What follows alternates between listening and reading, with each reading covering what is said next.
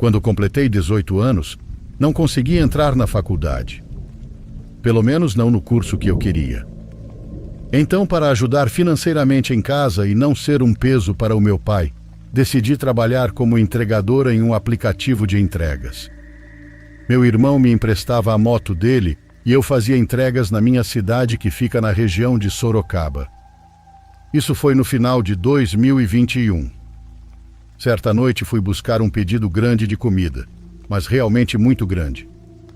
Nem sei como consegui acomodar tudo dentro da caixa da moto e então segui direto para o endereço, que ficava a uns 20 minutos dali, em uma área conhecida como Colinas do Belo Monte. Era sexta-feira à noite e havia bastante movimento nas ruas, mesmo já sendo 11 horas da noite. Porém, à medida que fui me afastando da parte mais comercial e seguindo em direção ao endereço que me haviam dado, as coisas foram ficando mais calmas e logo havia bastante silêncio e tranquilidade. Quando cheguei ao endereço da entrega, que era em um prédio alto, uma garota me ligou. Ela disse que a amiga dela já estava descendo, pedindo que eu tivesse, por favor, um pouco de paciência, já que o elevador estava quebrado. Esse detalhe é importante. Ela disse, amiga. Fiquei parada em frente ao prédio, esperando que o portão se abrisse e que uma garota saísse com o pagamento. Eu consegui ouvir que em um dos andares mais altos havia uma festa, porque dava para escutar risadas e música. Enquanto isso, eu estava ali sentada. Fazia frio, e além disso, aquela parte da rua estava iluminada apenas por um poste de luz branca que ficava um pouco mais acima à direita. Esse detalhe também é importante. Depois de esperar alguns segundos, acho que nem chegou a passar um minuto, o portão se abriu. Mas em vez de uma garota, um homem muito alto, com o rosto liso, sem barba e olhos grandes, me cumprimentou e perguntou se eu era a entregadora. Aquela pergunta me pareceu muito estranha. Será que ele não estava vendo a enorme mochila cheia de comida que eu tinha na parte de trás da moto? Mesmo assim, fingi cordialidade e disse que sim. Então ele falou que era amigo da Natália, a garota que havia feito o pedido do delivery. Antes de começar a tirar todos os pacotes da mochila, pedi que ele realizasse o pagamento. Ele tirou do bolso um cartão bastante gasto. Tão gasto que o nome do banco era ilegível. Porém, dava para perceber que um dia havia sido azul. Peguei o cartão e tirei a maquininha. Assim que introduzi o cartão na entrada, a máquina deu erro imediatamente. Aquele sujeito estranho me pediu que tentasse novamente, enquanto um cheiro rançoso começava a chegar ao meu nariz. Presumi que aquele homem tivesse pouca higiene, embora ele parecesse bastante arrumado. Introduzi o cartão na máquina novamente, mas deu erro outra vez. Com o olhar fixo na maquininha, percebi algo pelo canto dos olhos. O poste de luz que ficava a alguns metros acima iluminava tudo da direita para a esquerda, e minha sombra alongada podia ser vista por toda a calçada, descendo pela rua. Mas aquele homem, parado bem na minha frente, não tinha sombra. Minha reação imediata não foi de medo, mas de absoluta confusão. Acho que fiquei alguns segundos completamente paralisada, tentando encontrar uma explicação possível para a ausência de sombra. Não encontrei nenhuma. Então aquele homem, com uma voz rouca, repetiu que eu deveria passar o cartão novamente. Comecei a me sentir muito nervosa. Quando introduzi o cartão pela última vez e a máquina voltou a dar erro, aproveitei para olhar discretamente para a esquerda e depois para os pés dele. Aquele homem não projetava nenhum tipo de sombra. E tenho certeza de que ele percebeu que eu havia notado isso, porque, quando levantei o olhar, tremendo, ele estava sorrindo para mim com malícia. O cheiro rançoso ficou mais forte, e aquele homem parecia emanar uma aura sinistra. Gaguejando, perguntei se ele não tinha outro método de pagamento. Ele apenas disse que já voltava, antes de abrir novamente o portão, sem chave, sem nada, e entrar no interior do prédio. É difícil explicar o mau pressentimento que aquele sujeito me causava. Comecei a considerar cancelar o pedido ou ligar para a Natália para que ela fizesse uma transferência e eu deixasse a comida na calçada. Mas justamente quando eu estava prestes a deixar a comida na porta e fugir dali, o som de várias vozes animadas me fez parar. O portão do prédio se abriu e duas garotas jovens, acompanhadas de um rapaz, saíram e me perguntaram meu nome. Eu disse que era a entrega, e eles me agradeceram antes de me oferecer um cartão para pagar. Um dos rapazes reclamou do cheiro. Aproveitando que os três estavam exatamente no mesmo lugar onde aquele sujeito havia estado, notei que eles sim tinham sombra. Ou seja, eu não tinha me confundido nem interpretado nada errado. Tomei coragem e perguntei se o homem que havia acabado de entrar no prédio não era amigo deles, já que ele supostamente iria pagar e levar o pedido. Eles não apenas disseram que não o conheciam. Na verdade, afirmaram que não haviam cruzado com homem nenhum. Segundo eles, tinham se passado apenas alguns segundos desde que aquele homem entrou até que eles saíram pelo portão. E se o que Natália havia dito era verdade, que os elevadores estavam quebrados, não acredito que haveria qualquer forma de aquele sujeito ter evitado encontrá-los. Uma das garotas percebeu o medo no meu olhar assim que terminamos o pagamento e me perguntou se havia acontecido alguma coisa. A verdade é que eu estava nervosa demais para dirigir, então contei a eles exatamente o que eu tinha visto. Os três pareceram mais animados do que assustados, como se eu tivesse dado a eles um assunto para o resto da noite.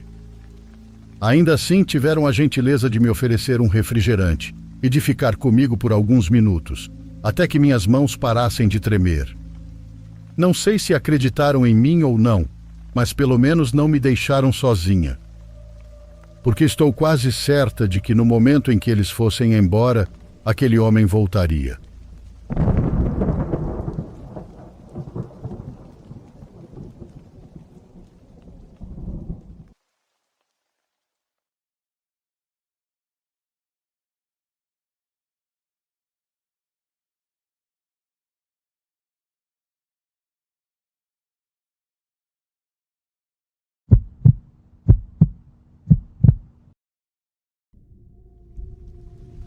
Escrevo isto com ela no meu colo, com a boneca.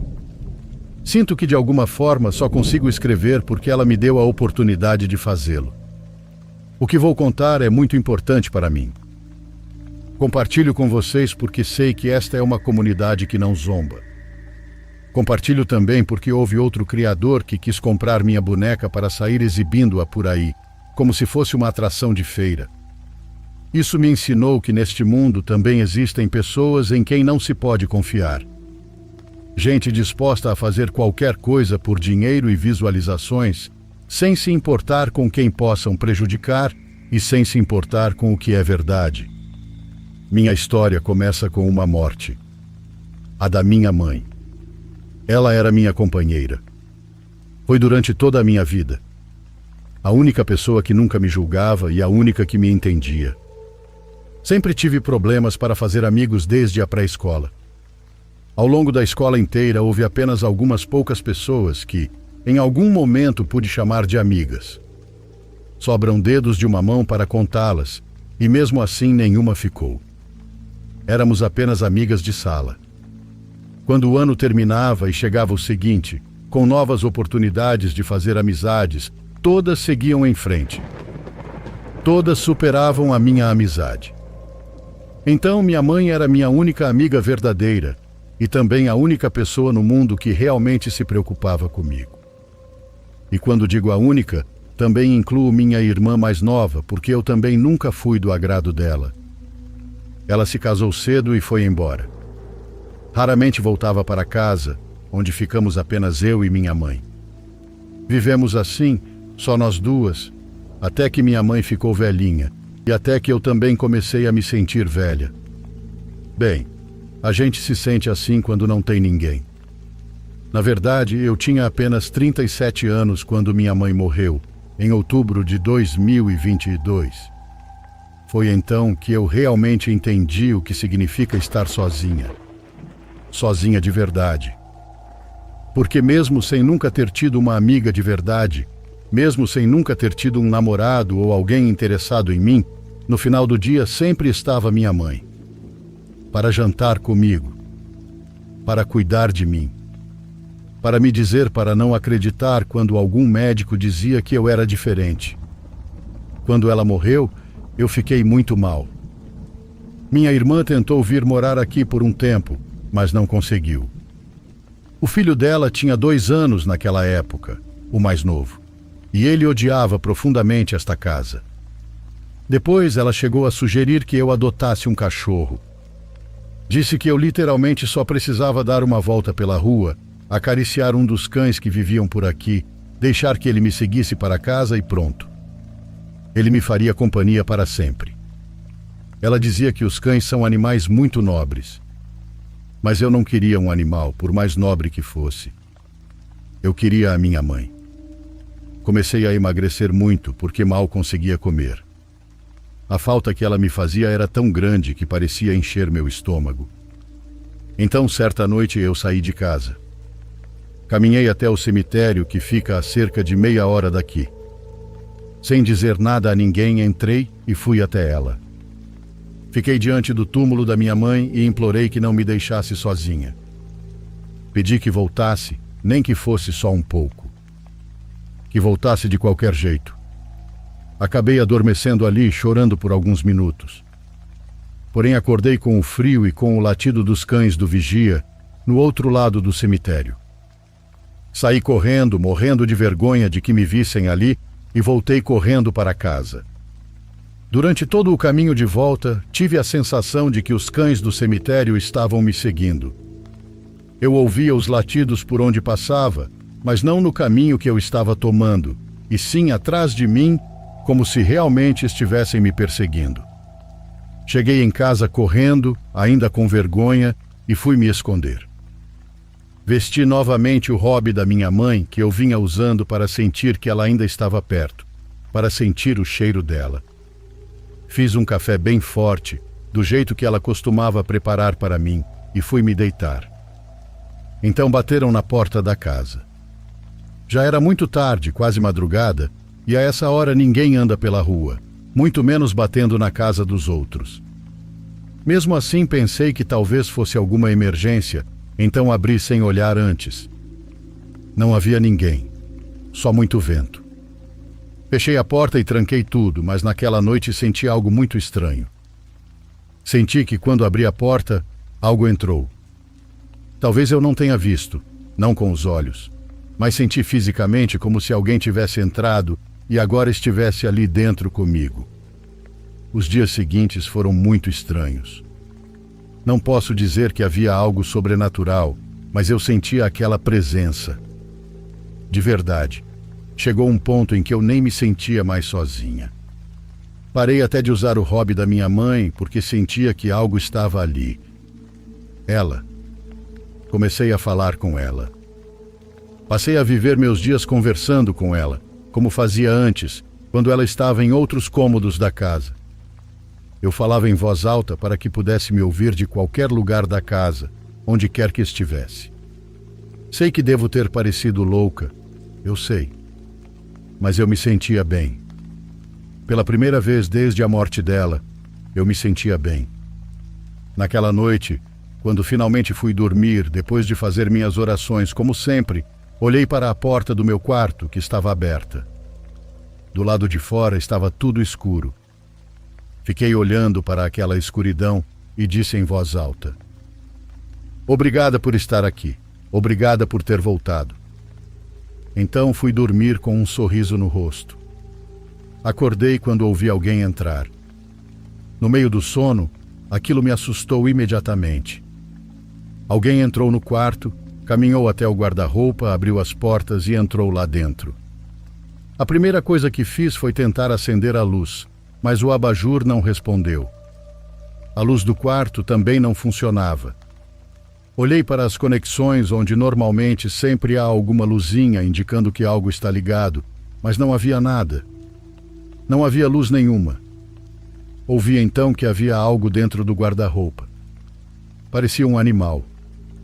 Aproximei-me, porque mesmo no escuro dava para perceber que havia algo ali dentro. Talvez fosse um gato ou um rato enorme, não sei, mas havia alguma coisa ali. Com medo, abri a porta. Não havia luz, mas ouvi de onde vinha o movimento, de uma caixa. Provavelmente vocês estejam se perguntando por que eu não tinha meu celular por perto, algo com lanterna ou alguma luz que eu pudesse acender para enxergar. Mas eu nunca durmo com ele perto. Ele sempre fica em algum lugar da sala. A vida é diferente para aqueles de nós que não têm com quem conversar. Não há mensagens antes de dormir, então não há motivo para mantê-lo por perto. Então eu simplesmente tentei tirar a caixa. A levei até a sala, tentando aproveitar a luz da rua, a luz dos vizinhos, mas não havia nada. Então a deixei ali e no escuro voltei para o meu quarto. Mas então ouvi a caixa se arrastando bem devagarinho pelo corredor em direção ao quarto. Saí para ver o que era e depois de poucos passos tropecei na caixa. A peguei novamente e, embora estivesse ventando um pouco, fui até o quintal para examiná-la. Havia luz de lua cheia, suficiente para ver bem as coisas que estavam ali dentro. Eram roupas velhas da minha mãe. Suéteres, um chale e alguns enfeites quebrados que eu deveria ter jogado fora, mas que ela guardou por algum valor sentimental, imagino. E lá no fundo, como se estivesse se escondendo, vi algo e juro pela minha mãe que parecia quase respirar. Tirei com cuidado. Era uma boneca minha, tenho quase certeza. Não lembro bem de onde ela surgiu, mas sei que me acompanhou por muito tempo. Sempre foi velha e fora de moda, mas por estar naquela casa onde minha mãe guardava suas coisas, comecei a pensar que talvez tivesse sido dela antes. Eu nunca tinha visto o conteúdo daquela caixa e, na verdade, nem sabia como ela tinha ido parar no meu armário. Mas naquele momento eu sentia que algo estava ali. Havia alguma coisa. Algo que eu tinha certeza de que era minha mãe. Eu sei, ou pelo menos já vi em muitos programas que falam dessas coisas, que você precisa dar permissão a eles, aos que estão em outro plano para que venham. Então simplesmente disse em voz alta algo que... Bem, não sei. Acho que se você não queira que essas palavras ecoem dentro de suas casas e acabem trazendo algo que não desejam, abaixem o volume. Mas no meu caso, eu queria. Eu queria. Então disse claramente o seguinte: eu sei que você está aqui e eu te dou permissão.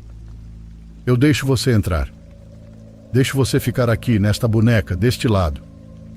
Quando abracei a boneca e aquela caixa cheia de coisas da minha mãe, percebi que estava novamente usando o roupão dela. Eu nem tinha notado que o tinha vestido antes de sair. Ali, à luz da lua, com as coisas dela dentro de uma caixa, acho que até devo ter parecido uma bruxa, embora, claro, eu não seja. Não entendo dessas coisas, nunca tive dom nenhum, e nada disso. Eu simplesmente não queria mais me sentir sozinha. Passei a levar a boneca para todos os lugares. Quando saía, colocava na mochila. Desde então, sempre a carregava comigo, escondida, para que não pensassem que eu estava louca. Embora eu tenha certeza de que alguma vez alguém me ouviu falando com ela e provavelmente acharam que eu estava falando sozinha. Mas ninguém dizia nada, nem sequer zombavam de mim. Comecei até a dormir com ela. Mas aí, querida comunidade, foi aí que entendi que tudo ia muito além de coincidências. Porque vejam, cada vez havia mais provas de que minha mãe estava ali. Na primeira noite em que dormi com a boneca, ouvi algo durante a madrugada. Parecia que alguma coisa tinha caído. Então murmurei: aonde você vai? Quase esperando que alguém me respondesse. Mas não houve resposta. Ainda assim, quando amanheceu, a boneca não estava no chão. Ela estava debaixo da cama, bem no centro, entre os sapatos e outras coisas que guardo ali, como se tivesse movido tudo para se esconder. Achei aquilo muito estranho. E qualquer dúvida que eu pudesse ter desapareceu porque no dia seguinte ela amanheceu da mesma forma. E no seguinte também. E no outro também. Não importava o quanto eu quisesse dormir com ela. Então entendi que à noite a boneca gostava da escuridão. Por isso arrumei para ela um cantinho dentro do armário. Coloquei um cobertor, um pouco de água e fiz um espaço aconchegante, onde eu a deitava todas as noites antes de me despedir. Martina. Uma voz me despertou na madrugada. Era uma voz que vinha dali. Por um momento não soube se estava sonhando, então esfreguei os olhos, sentei-me na cama e escutei com atenção. Martina, você me escuta? Era a voz da minha mãe. Levantei da cama de um salto e fui até o guarda-roupas. Mas antes que eu pudesse abri-lo, a voz disse: Não abra. Assim está bom. Perguntei se era realmente ela ou se eu estava falando novamente com a boneca. Sim. Perguntei se ela precisava da escuridão para poder falar comigo. Sim, a escuridão está bem. Aqui estou melhor. Por enquanto melhor. Perguntei se ela tinha sentido minha falta, e então ela não respondeu mais. Não houve nenhuma comunicação pelo resto da noite, nem na seguinte, nem na outra, até a terceira, quando sua voz me acordou de novo. Levantei correndo e voltei a falar com ela, fazendo algumas perguntas. Do outro lado da porta do armário, ela respondia de um jeito estranho, mas eu entendia. Imaginava que ela escutava minha voz na escuridão, distante, abafada, como se estivesse debaixo d'água, e por isso as respostas eram confusas. Ela ficava em silêncio por dias, e depois voltava a falar comigo. Em algum momento, inclusive, me pediu para levá-la até a casa da minha irmã. Perguntei ao que ela se referia, e se eu deveria levar a boneca comigo até lá. Sim, leve a boneca. Perguntei se deveria avisar minha irmã, mas ela respondeu que não. E então disse mais uma coisa. Alex. Respondeu com muita dificuldade em sua última frase daquela noite. Alex era meu sobrinho, o menino de quem falei, que tinha 2 anos quando minha mãe morreu. Ela praticamente não teve tempo de conviver com ele. Então, de certa forma, fez sentido para mim que ela quisesse vê-lo. Era alguém que ela quase não conheceu, mas também alguém na idade em que dizem que as crianças estão abertas a outros planos. Pelo menos é o que já ouvi dizer. Então, na manhã seguinte, liguei para minha irmã para perguntar onde ficava sua casa, para ir visitá-la. Mas ela respondeu que preferia vir até a minha. Eu disse que não era necessário, principalmente se Alex não gostasse da minha casa. Disse que queria vê-lo. Ela perguntou por quê. Eu respondi que sentia que quase não o conhecia e que estava perdendo a chance de conviver com meu sobrinho. Depois de um silêncio muito longo e bastante desconfortável, ela finalmente disse que viriam me visitar. Fui avisar minha mãe toda contente. Gostava de pensar que podia ajudá-la a resolver assuntos pendentes e talvez fosse por isso que ela ainda estivesse aqui. Porque não acho que eu teria conseguido chamá-la se ela não estivesse próxima deste plano de alguma forma. Quando eles vieram, coloquei a boneca na sala, bem à vista. Queria ver se Alex a notaria, se lembraria de algo e se acharia familiar. Queria saber se ele simplesmente diria: lá está minha avó, eu também a vejo. Eu tinha imaginado muitas coisas e muitas possibilidades. Mas quando chegaram, nada aconteceu. Minha irmã apenas olhou para a boneca por um segundo e se sentou para me perguntar como eu estava. Ela deixou Alex descer e andar um pouco pela casa. Nós começamos a conversar e depois fomos até a cozinha preparar algo para comer. Deixamos Alex brincando. E bem, eu deixei que minha mãe o visse. Caso quisesse observá-lo, falar com ele, se manifestar, não sei. Mas mal tínhamos nos afastado quando o menino entrou correndo na cozinha, gritando e dizendo que havia uma senhora no meu quarto. Tentei acalmá-lo, sabendo que era minha mãe. Mas ele não parava de dizer que era uma senhora muito feia com a pele manchada. Tentei tranquilizá-lo. Tentei explicar aos dois que minha mãe estava na casa e que falava comigo. Mas claro, Minha irmã achou que eu estava louca. Ainda assim, o choro de Alex era tão desesperado que minha irmã foi até o meu quarto para olhar. E quando fez isso, o menino gritou onde ela estava. Gritou o que tinha visto. O grito que ouvi da minha irmã foi a coisa mais horrível que já escutei na minha vida. Depois lembro de vê-la, como em câmera lenta, sair correndo, pegar Alex nos braços em um único movimento e sair pela porta para nunca mais voltar. Mais tarde, quando finalmente ela atendeu o telefone e me contou o que viu, eu já não sabia se acreditava ou se era apenas o medo dela falando a sugestão da mente. Ela disse que quando se aproximou do quarto, Alex gritou algo que eu realmente ouvi. "Mãe, debaixo da cama." Minha irmã entrou rapidamente e se abaixou para olhar. Depois me contou o que viu. Disse que havia uma mulher ali embaixo olhando para ela com os olhos bem abertos e o rosto cheio de manchas e feridas. Feridas que deixavam a carne vermelha viva. Disse que ela estava penteando o cabelo da boneca e olhando para ela sem piscar, com os olhos e a boca completamente abertos. Minha irmã não me deixou explicar nada, só pediu que eu deixasse a casa, que fosse morar com ela e que poderia viver com meus sobrinhos. Mas eu recusei. Na minha casa estava minha mãe, e isso era tudo o que importava para mim. O tempo passou e já não tenho mais contato com minha irmã.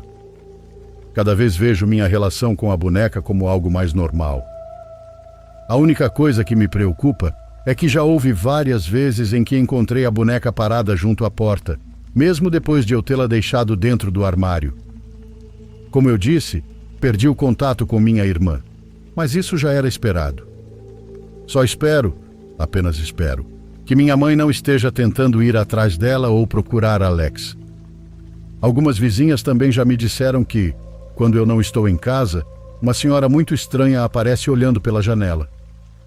Mas já não sei no que acreditar. Porque eu só tive boas experiências com essa boneca. Mas entendo que para os outros isso possa parecer algo assustador. Isso é tudo o que tenho para contar por enquanto. E embora não seja o melhor final para minha história, nem o melhor final para esta história, o que posso dizer é que ainda me sinto muito incompreendida. Ninguém entende o que é estar realmente sozinha. Tão sozinha quanto eu. Ninguém entende o quanto é importante para mim que minha mãe ainda esteja comigo.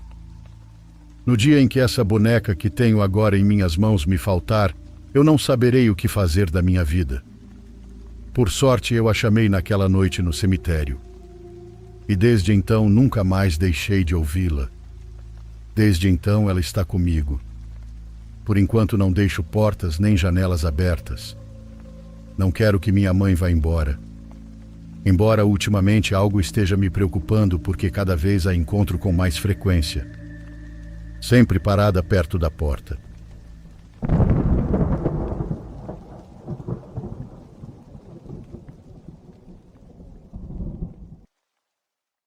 Por favor, curta e se inscreva se você estiver gostando. Agora continuamos.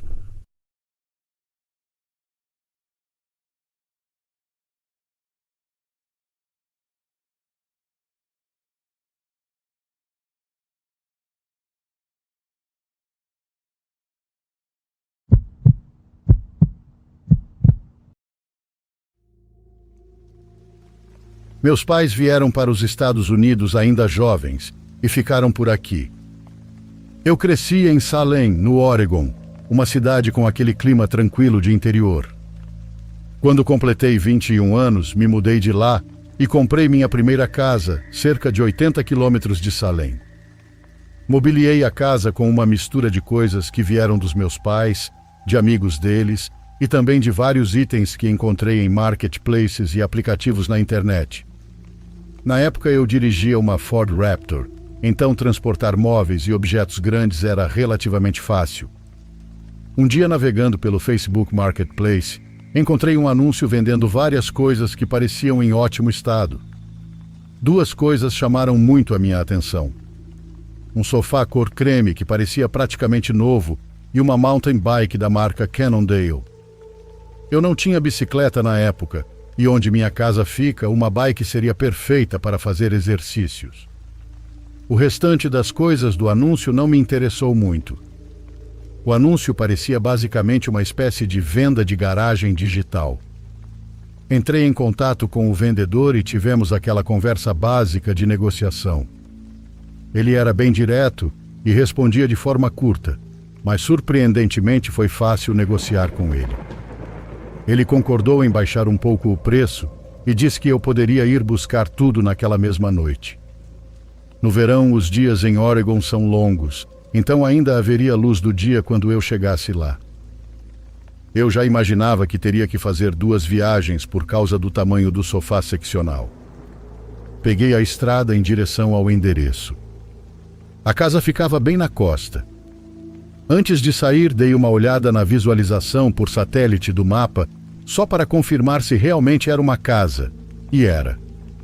Pelo mapa, havia um longo caminho, uma espécie de estrada ou entrada, que saía da rodovia e levava até uma propriedade enorme com uma casa grande.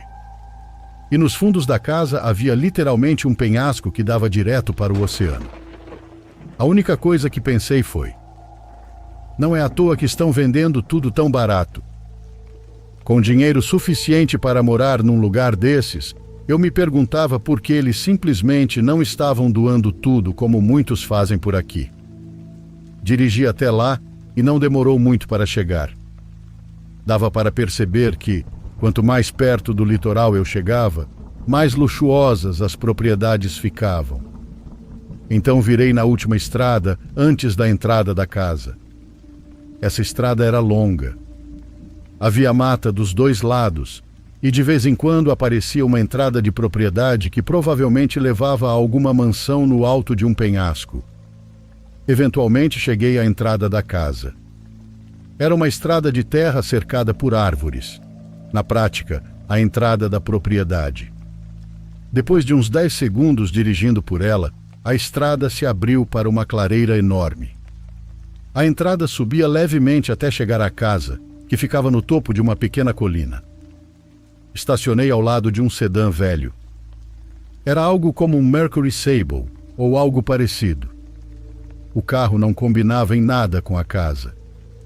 A casa parecia pertencer a um milionário, já o carro parecia um pedaço de sucata.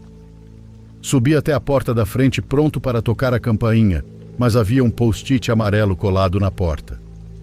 Nele estava escrito: "Campainha quebrada, por favor, use a porta dos fundos." Achei estranho porque eu poderia simplesmente bater na porta. Mesmo assim, obedeci.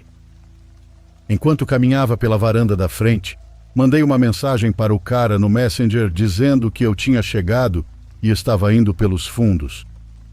Caminhei pela lateral da casa e fui olhando pelas janelas enquanto passava, mas todas as persianas estavam fechadas. Cheguei ao quintal, e o lugar era absurdo. Ele dava vista direta para o Oceano Pacífico. Subi o deck dos fundos para bater na porta. Era uma porta de vidro deslizante, mas havia uma espécie de cortina ou persiana fechada.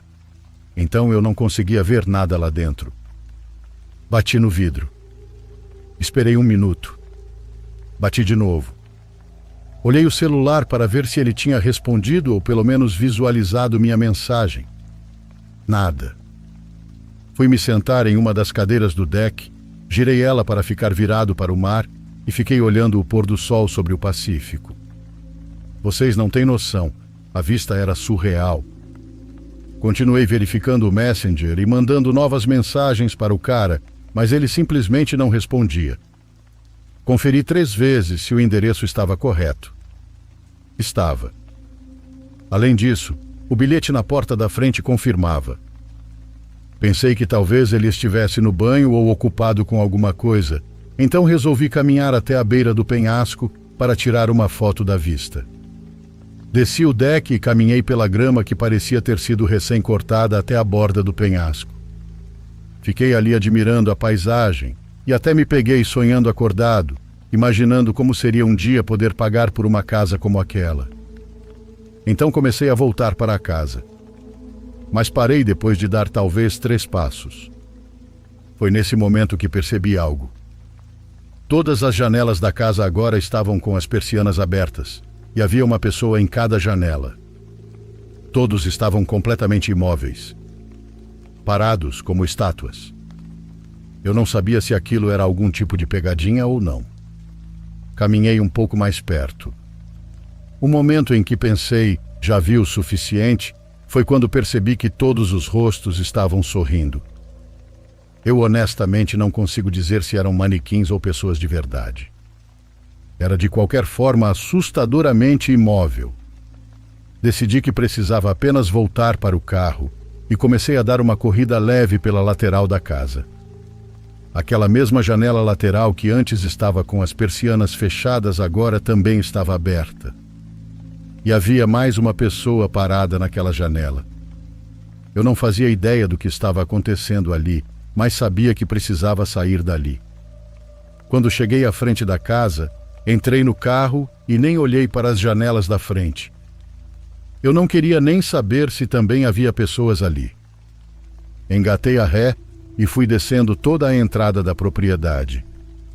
Infelizmente, em um momento de curiosidade, olhei rapidamente para a casa. A porta da frente estava aberta e havia um homem parado na varanda com as mãos nos bolsos, me observando ir embora. Não importava. Tudo naquela situação era um enorme sinal de alerta. Saí dali em menos de 1 minuto e segui pela estrada. O cara nunca visualizou nem respondeu minhas mensagens. Decidi entrar na entrada da casa do vizinho mais próximo e bati na porta. Eles atenderam. Expliquei toda a situação estranha e perturbadora que eu tinha acabado de vivenciar e perguntei se sabiam alguma coisa sobre o vizinho. O homem que me atendeu, vou chamá-lo de Tom, ficou bem preocupado. Ele disse que era amigo próximo do vizinho, que o cara quase nunca estava na cidade e que ele definitivamente não faria uma pegadinha elaborada daquelas. Tom ligou para o vizinho ali mesmo. A conversa foi mais ou menos assim, pelo que lembro. Ei, aqui é o Tom, seu vizinho. Escuta, tem um cara aqui na minha porta agora dizendo que você convidou ele para ir até sua casa comprar algumas coisas, mas que você fez algum tipo de pegadinha assustadora com as janelas e tudo mais. Houve uma pausa. Então ouvi Tom dizer: O quê? Do que você está falando? Nesse momento, eu mesmo entrei na conversa e expliquei tudo. Desde o anúncio no Facebook, minha chegada à casa e as pessoas nas janelas. A voz dele mudou imediatamente. Ele parecia muito preocupado e disse que não estava em casa naquela semana. Descrevi todos os detalhes que consegui lembrar, inclusive como era o homem que estava na varanda da frente e também o carro estranho na entrada. Ele pediu que eu anotasse o número dele para que pudesse me ligar depois que a polícia investigasse. Depois disso, fui embora. Voltei para casa. Sendo sincero, eu não tinha disposição nenhuma para gastar 2 horas participando de uma investigação policial que, no fundo, nem me envolvia diretamente. Mas mais tarde, naquela noite, ele realmente me ligou. Pediu que eu enviasse o anúncio do Facebook. Só que ele já tinha sido removido. Também enviei os detalhes do perfil com quem eu estava conversando no Messenger. Mas agora o perfil estava em branco. Ele me agradeceu mesmo assim e disse que passaria as informações para a polícia. Perguntei o que os policiais tinham encontrado. Ele disse que, pelo que sabia naquele momento, nada havia sido roubado. Todas as persianas estavam novamente fechadas e o sedã velho não estava mais na entrada. Mas os policiais descobriram que as 3 portas da casa estavam destrancadas. A parte realmente assustadora para mim foi a forma como todos estavam parados nas janelas, sorrindo. E até hoje eu fico me perguntando: para que exatamente eu serviria para eles? E por que queriam que eu fosse para o quintal da casa? Pensamentos realmente perturbadores. Só fico feliz de ter ido embora na hora em que fui.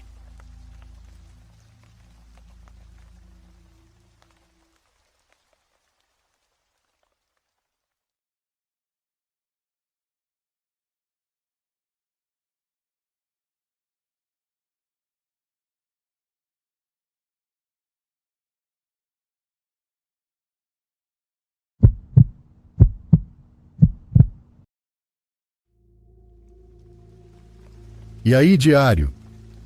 Sou a Fiorella, de Areguá, no Paraguai. Nesta noite quero compartilhar com vocês algo que me aconteceu em um certo verão. Naquela noite, alguns amigos me convidaram para sair. O plano era nos reunirmos como sempre para conversar, rir e passar o tempo juntos. E de fato, tudo estava tranquilo até que um deles sugeriu que fôssemos caminhar até o lago. Era o Lago Ipacaraí, que vale dizer, não ficava tão longe de onde estávamos. Para nós, naquela época, era normal sair para caminhar à noite, então nem sequer hesitamos em aceitar. Começamos o caminho com total tranquilidade. No entanto, à medida que avançávamos, o ambiente começou a ficar cada vez mais pesado e silencioso. Havia menos luzes e praticamente a única iluminação vinha da lua. O lugar estava muito quieto. Quieto demais, eu diria. No meio dessa caminhada, um dos meus amigos começou a contar histórias que, segundo ele, teriam acontecido naquele lago muitos anos antes. Ele falou sobre uma garota que, de acordo com a história contada na região, foi atacada de forma horrível e, no fim, acabou morrendo ali por perto. Desde então, supostamente, o espírito dela vagaria pelo lago e também pelo caminho que leva a uma igreja próxima, como se estivesse procurando algo ou alguém. A verdade é que naquele momento não demos muita importância. Pensamos que era apenas uma daquelas histórias contadas para assustar quando se sai à noite. Então, sem mais, continuamos caminhando até chegar à igreja que fica perto do lago. Paramos ali por um tempo para descansar, conversando sobre outras coisas e sem perceber muito a passagem do tempo. Quando olhamos o relógio, já eram por volta das 2 da madrugada. Foi nesse momento que o estranho aconteceu. De repente, comecei a sentir algo muito esquisito. No início tentei ignorar, dizendo a mim mesma que talvez fosse apenas sugestão por causa da história que tínhamos ouvido. Mas aquela sensação não passava. Depois de alguns minutos de desconforto, olhei em direção à igreja. Ao focar melhor a vista, consegui ver uma mulher com um vestido branco e cabelos longos.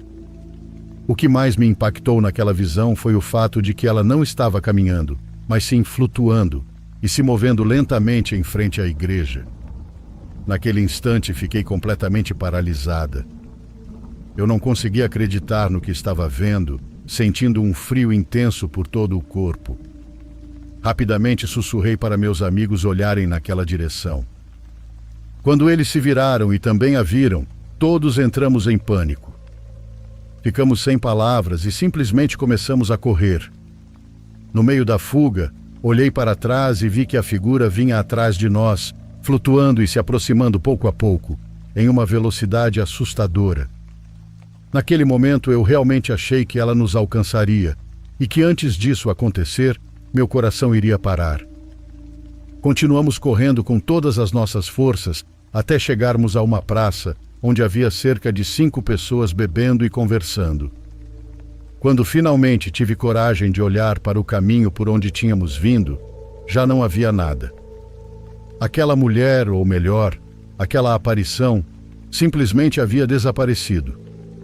Ficamos ali por um momento tentando nos acalmar e recuperar o fôlego.